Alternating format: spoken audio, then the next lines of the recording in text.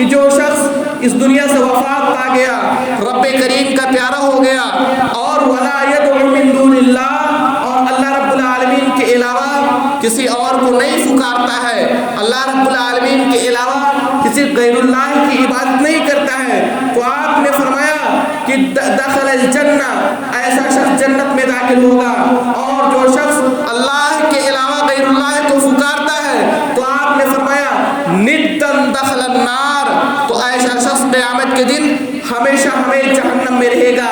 تو یہ توحید کی فضیلت ہے، یہ توحید کی اہمیت ہے، ہم کو اس کو سمجھنے کی کوشش کرنی چاہیے، ہم کو اس بات پر غور و فکر کرنی چاہیے کہ رب کریم نے ہم کو کس لیے پیدا کیا۔ رب کریم نے ہم کو صرف اور صرف توحید کے لیے پیدا کیا، تو ہماری ذمہ داری ہوتی ہے کہ ہم اپنی زندگی کو توحید کے مطابق گزاریں، اپنی زندگی میں تمام کے تمام اعمال کو توحید کے مطابق انجام دے۔ اسی طریقے سے ہماری یہ بھی ذمہ داری ہوتی ہے کہ جہاں پہ ہم توحید کو اپنائیں، جہاں پہ ہم توحید پر ایمان رکھیں، توحید کو قبول کریں، ہماری یہ بھی ذمہ داری ہوتی ہے کہ ہم لوگوں کو توحید کی طرف بلائیں، لوگوں کو سب سے پہلے اگر ہم کسی چیز کی دعوت دیں تو توحید کی طرف دعوت دیں۔ ہم دیکھیں صحیح بخاری کی روایت ہے کہ رسول اکرم صلی اللہ علیہ وسلم نے جب معاذ رضی اللہ تعالیٰ عنہ کو یمن کی طرف بھیجتے ہیں تو فرماتے ہیں کہ جب آپ یمن میں جانا تو سب سے پہلے توحید کی تعلیم دینا، سب سے پہلے لوگوں کو اس بات کی دعوت دینا کہ تم صرف اور صرف اللہ رب العالمین کی عبادت کرو، جیسا کہ صحیح بخاری کی روایت ہے۔ ابن عباس رضی اللہ تعالیٰ عنہ فرماتے ہیں کہ ان رسول اللہ صلی اللہ علیہ وسلم، کہ بے شک رسول اکرم صلی اللہ علیہ وسلم لما بعث معاذ الی الیمن، کہ جب رسول اکرم صلی اللہ علیہ وسلم نے معاذ کو یمن کی طرف بھیجا، قال له، تو رسول اکرم صلی اللہ علیہ وسلم نے ان سے فرماتے ہیں کہ انک تأتی قوما من اہل الکتاب، کہ بے شک تم ایسے قوم کے پاس جاتے ہو جو اہل کتاب ہے، جو یہود و نصارہ ہیں، فَلْيَكُنْ أَوَّلَ مَا تَدْعُوهُمْ إِلَيْهِ شَهَادَةِ أَن لَا إِلَٰهَ إِلَّا اللَّهُ، لہٰذا اس بات کا خیال کرنا، اس بات کو دیکھنا کہ ان لوگوں کو سب سے پہلی جو تعلیم دینا، جس چیز کی طرف سب سے پہلے آپ بلانا، وہ توحید ہونی چاہیے، وہ لا الہ الا اللہ ہونی چاہیے، کہ اس بات کی تعلیم دینا کہ رب کریم ہی کی عبادت کرو اور اس کی عبادت میں غیر اللہ کو شریک نہ ٹھہراؤ۔ اور جب وہ لوگ یمن کے لوگ یہود و نصارہ توحید کو مان لے تو آپ ان کو اس بات کی طرف تعلیم دینا، اس بات کی طرف بلانا کہ رب کریم نے دن و رات کے اندر 5 وقت کی نمازوں کو فرض کیا ہے۔ جب اس بات کو بھی مان لے، توحید کو مان لے، نماز پڑھنے لگے، تو اس چیز کی تعلیم دینا کہ رب کریم نے تمہارے مالوں میں سے زکوٰۃ کو فرض کیا ہے، جو تمہارے مالداروں سے لیا جائے گا، مالدار لوگوں سے لیا جائے گا اور غریبوں میں تقسیم کیا جائے گا۔ جب اس کو بھی مان لے تو اس بات کی تعلیم دینا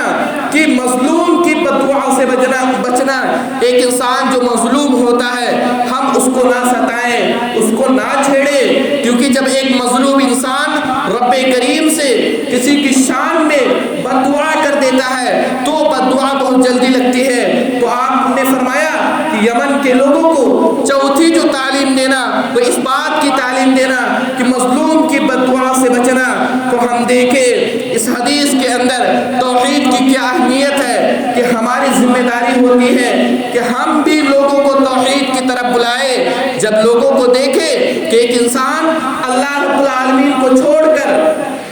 غیر اللہ کی عبادت کرتا ہے، اللہ رب العالمین کو چھوڑ کر غیر اللہ سے مدد مانگتا ہے، اللہ رب العالمین سے چھوڑ کر غیر اللہ سے اولاد طلب کرتا ہے، اللہ رب العالمین سے چھوڑ کر غیر اللہ سے توبہ استغفار کرتا ہے، تو ہماری ذمہ داری ہوتی ہے، تمام کے تمام لوگوں کی ذمہ داری ہوتی ہے کہ ہم ایسے انسان کو اپنے قدر استطاعت کے لحاظ سے اس کو توحید کی تعلیم دے، اس کو توحید کی طرف بلائیں۔ اسی طریقے سے ہم دیکھیں کہ توحید کے سلسلے میں بنیادی طور سے بہت ساری چیزیں ایسی چیزیں ہیں جو شرک کہلاتا ہے۔ توحید کے ابواب میں سب سے پہلی چیز بِهِ نَسْتَعِينُ، کہ ہماری ذمہ داری ہوتی ہے کہ ہم صرف اور صرف اللہ رب العالمین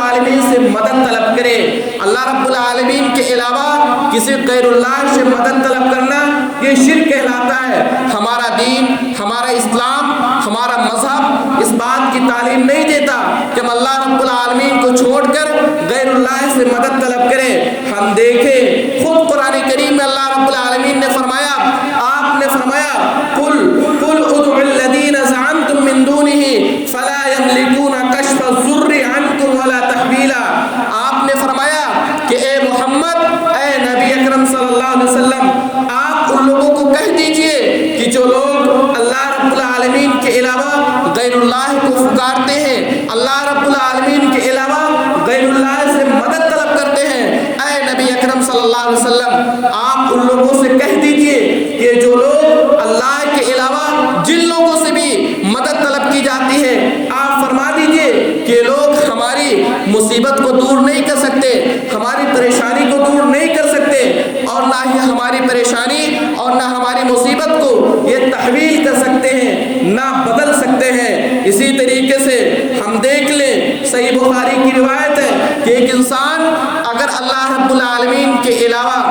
غیر اللہ کو پکارتا ہے، اللہ رب العالمین کے علاوہ غیر اللہ سے مدد طلب کرتا ہے، تو آپ دیکھ لیں کہ ایسے انسان کا مال، ایسے انسان کا خون حرام ہے، اور قیامت کے دن رب کریم اس کو جہنم کے اندر داخل کرے گا۔ خود صحیح بخاری کی روایت ہے، رسول اکرم صلی اللہ علیہ وسلم نے فرمایا کہ من قال لا الہ الا اللہ، کہ جس شخص نے یہ کہا لا الہ الا اللہ کہ اللہ رب العالمین کے علاوہ کوئی معبود نہیں ہے، وکفر بما یعبد من دون اللہ، یہ کہنے کے باوجود اگر اللہ رب العالمین کے ساتھ غیر اللہ کے ساتھ کفر کرتا ہے، اللہ رب العالمین کو چھوڑ کر کے غیر اللہ کے ساتھ کفر کرتا ہے، اللہ رب العالمین کو چھوڑ کر کے غیر اللہ سے مدد طلب کرتا ہے، تو آپ نے فرمایا حرم مالہ و دمہ، آپ نے فرمایا کہ ایسے شخص کا مال اور ایسے شخص کا خون حرام ہے، وحسابہ علی اللہ عز وجل، اور ایسے شخص کا حساب و کتاب اللہ رب العالمین کے پاس ہے۔ قیامت کے دن ایسے شخص کو اللہ رب العالمین جہنم کے اندر داخل کرے گا۔ اسی طریقے سے ہم دیکھیں کہ ابراہیم علیہ السلام، ان کے والد جو خود بت بناتے تھے، غیر اللہ کو بناتے تھے، بتوں کو پوجتے تھے، بتوں کو مٹی سے بنایا کرتے تھے، ابراہیم علیہ السلام ایسے گھر کے اندر پیدا ہوتے ہیں، اللہ رب العالمین نے ان کو شعور دیا، انہوں نے رب کریم کو پہچانا، پھر اس کے بعد تمام کے تمام بتوں کا انکار کر دیتے ہیں، کہتے ہیں اپنے باپ سے،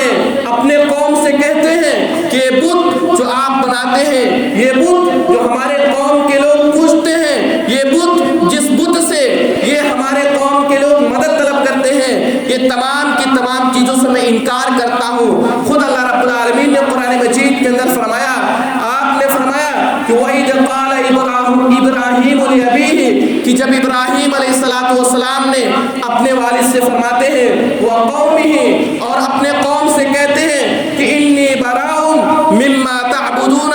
کہ بے شک میں برات کا اظہار کرتا ہوں ان چیزوں سے جن کو تم لوگ عبادت کرتے ہو، اللہ کے ساتھ اللہ رب العالمین کے علاوہ غیر اللہ کی جس بھی چیز کی تم لوگ عبادت کرتے ہو، میں اس چیز کا انکار کرتا ہوں، میں ان تمام کی تمام چیزوں سے برات کرتا ہوں۔ تو یہ ذمہ داری ہے کہ اگر ہم توحید کے ابواب میں، یہ ہماری ذمہ داری ہے کہ اگر ہم مدد طلب کریں تو صرف اور صرف رب کائنات سے طلب کریں، رب کائنات کے علاوہ، رب کریم کے علاوہ ہم کسی انسان سے مدد طلب نہ کریں۔ یہ ایمان رکھیں کہ اگر مدد دینے والا ہے تو صرف اور صرف اللہ رب العالمین ہے، اس کے علاوہ دنیا کی کوئی طاقت، دنیا کی کوئی بھی طاقت ہم کو مدد نہیں دے سکتی۔ اسی طریقے سے توحید کے ابواب میں سے، شرک کے ابواب میں سے ایک چیز لبس الحلقۃ والخیط لرفع البلاء،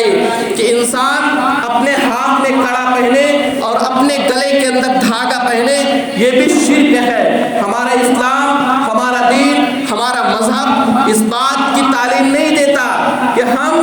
اپنے مصیبت کو دور کرنے کے لیے، اپنے پریشانی کو دور کرنے کے لیے اپنے ہاتھ میں کڑا پہنے پہنے, اپنے گلوں کے اندر دھاگے پہنے, اس چیز سے اسلام برات کرتا ہے. ہم دیکھیں جو بھی شخص مصیبت کو دور کرنے کے لیے, پریشانی کو دور کرنے کے لیے اپنے ہاتھ کے اندر کڑے پہنتا ہے, اپنے گلوں کے اندر دھاگے ڈالتا ہے, تو اس سلسلے میں یہ شرک کہلاتا ہے. اور شرک یہ بہت بڑا ظلم ہے. خود قرآن کریم میں اللہ رب العالمین نے فرمایا کہ ان الشرک لظلم عظیم, کہ اے لوگوں سن لو, شرک یہ بہت بڑا ظلم ہے. اللہ رب العالمین کے یہاں سب سے بڑا ظلم, سب سے بڑا گناہ اگر کوئی ظلم ہے, سب سے بڑا گناہ اگر کوئی گناہ ہے تو وہ شرک کہلاتا ہے. تو ہاتھ میں کڑے پہننا, گلوں میں دھاگے ڈالنا, یہ بھی شرک کی ایک قسم ہے. جیسا کہ عمران بن حسین رضی اللہ تعالیٰ عنہ فرماتے ہیں کہ ان رسول اللہ صلی اللہ علیہ وسلم, کہ بے شک رسول اکرم صلی اللہ علیہ وسلم نے رأى رجلا فی یدہ حلقۃ,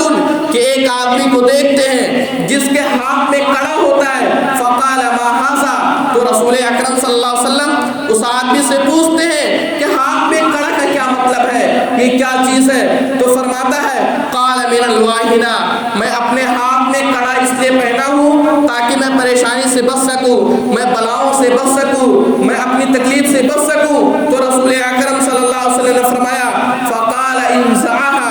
آپ نے فرمایا کہ اس کو نکال کر پھینک دو. فإنها لا تزيدك إلا وهنا, کیونکہ یہ کڑا, ہاتھ میں کڑا پہننا, یہ تمہارے مشکلات کو, تمہاری تکلیف کو یہ دور نہیں کرے گا, بلکہ تمہارے مشکلات, تمہاری تکالیف کو یہ مزید بڑھا دے گا. تو رسول اکرم صلی اللہ علیہ وسلم نے فرمایا کہ اس کو پھینک دو, کیونکہ یہ اس چیز کی دلیل ہے کہ ہم اللہ رب العالمین سے, ہم اللہ رب العالمین کو چھوڑ کر غیر اللہ سے مصیبت طلب کرتے ہیں, غیر اللہ سے مصیبت دور کرنے کی طلب کرتے ہیں. یہ شرک کہلاتا ہے. اسی لیے رسول اکرم صلی اللہ علیہ وسلم نے فرمایا کہ ایسا کرو, تم اس کو اپنے ہاتھ سے نکال کر پھینک دو. اور آپ نے آگے فرمایا فإنك لو مت وهو عليك ما أفلحت أبدا, آپ نے فرمایا کہ اگر تو اسی حال میں مر گیا, اسی حال میں رب کریم کا پیارا ہو گیا, تو ایسا سوچ لے, ایسا جان لے کہ تو کبھی کامیاب نہیں ہو سکتا, نہ تو دنیا میں کامیاب ہو سکتا اور نہ آخرت کے اندر کامیاب ہو سکتا ہے. اسی طریقے سے ہم دیکھیں ابی حاتم رضی اللہ تعالیٰ عنہ فرماتے ہیں, حذیفہ رضی اللہ تعالیٰ عنہ سے فرماتے ہیں کہ انہ رأى رجلا, کہ رسول اکرم صلی اللہ علیہ وسلم نے ایک آدمی کو دیکھتے ہیں فی یدہ حیۃ, کہ اس کے ہاتھ میں حیض ہوتا ہے, اس کے ہاتھ میں دھاگا ہوتا ہے, من الحمى, اور دھاگا کو اس لیے پہنتا ہے تاکہ وہ بخار سے بچ سکے, بخار جو ایک بیماری ہے اس بیماری سے بچ سکے. تو آپ نے فرمایا فقطعہ, آپ نے اس کو حکم دیا کہ اپنے ہاتھ سے دھاگے کو کاٹ دیا جائے. وَتَلَا, اور آپ نے قرآن مجید کی ایک آیت کی تلاوت کی, وَمَا يُؤْمِنُ أَكْثَرُهُم بِاللَّهِ وَهُمْ مُشْرِكُونَ, کہ ہم میں سے اکثر لوگ اللہ رب العالمین پر ایمان رکھتے ہیں, ہم میں سے اکثر لوگ اللہ رب العالمین پر ایمان رکھتے ہیں, لیکن ایمان رکھنے کے ساتھ ساتھ شرک کو انجام دیتے ہیں, ان غلط حرکتوں کو کرتے ہیں. اپنے ہاتھوں میں حلقہ پہننا, اپنے ہاتھوں میں کڑا پہننا, اپنے گلوں میں دھاگے ڈالنا, اس اعتقاد کے ساتھ کہ یہ ہماری مصیبت, یہ ہمارے پریشانی کو دور کرے گا. تو اس بات کو جان لیں کہ ایسا انسان کبھی کامیاب نہیں ہو سکتا, اور یہ شرک کہلاتا ہے. اور ایک انسان اگر اسی حالت میں مر گیا تو قیامت کے دن رب کریم اس کو جہنم کے اندر داخل کرے گا. اسی طریقے سے شرک کے ابواب میں سے ایک چیز التمائم والتنزلۃ, تمائمہ کہتے ہیں کہ انسان اپنے گلے کے اندر دھاگے پہننے, اس بنیاد پر دھاگا پہنے کہ یہ اللہ یہ ہم کو اولاد سے نوازے گا, یہ ہم کو اولاد عطا کرے گا. اسی طریقے سے التنزلۃ, تنزلہ اس کہتے ہیں کہ انسان اپنے گلے کے اندر دھاگا اس بنیاد پر پہنے تاکہ یہ ہمارے اور میری بیوی کے مابین محبت پیدا کرے گا, میرے اور بیوی کے درمیان یہ الفت پیدا کرے گا. تو یہ چیزیں بھی شرک کہلاتا ہے. خود اس چیز کی انکار کے سلسلے میں رسول اکرم صلی اللہ علیہ وسلم نے فرمایا, جیسا کہ ترمذی کی روایت ہے, ابن مسعود رضی اللہ تعالیٰ عنہ فرماتے ہیں قال سمعت رسول اللہ صلی اللہ علیہ وسلم, کہ میں نے رسول اکرم صلی اللہ علیہ وسلم کو فرماتے ہوئے سنا. آپ نے فرمایا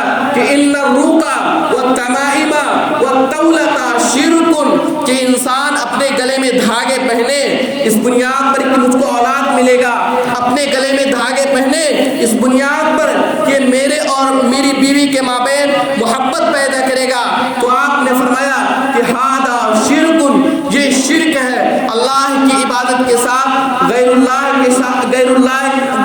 کے سلسلے میں یہ شرک ہے۔ تو ہماری ذمہ داری ہوتی ہے کہ ہم ان تمام کی تمام چیزوں سے بچیں، ہم صرف اور صرف توکل اللہ رب العالمین پر رکھیں، ہم صرف اور صرف اگر ہم اولاد طلب کریں تو صرف رب کریم سے طلب کریں، اگر ہم چاہتے ہیں کہ میرے اور میری بیوی کے مابین محبت پیدا ہو تو ہم رب کریم سے دعائیں کریں اور غلط حرکتوں کو چھوڑ دیں، اپنے ہاتھوں میں حلقے پہننا، اپنے ہاتھوں میں اپنے گلوں میں دھاگے باندھنا، یہ تمام کی تمام چیزیں اسلام کے اندر جائز نہیں ہے، یہ تمام کی تمام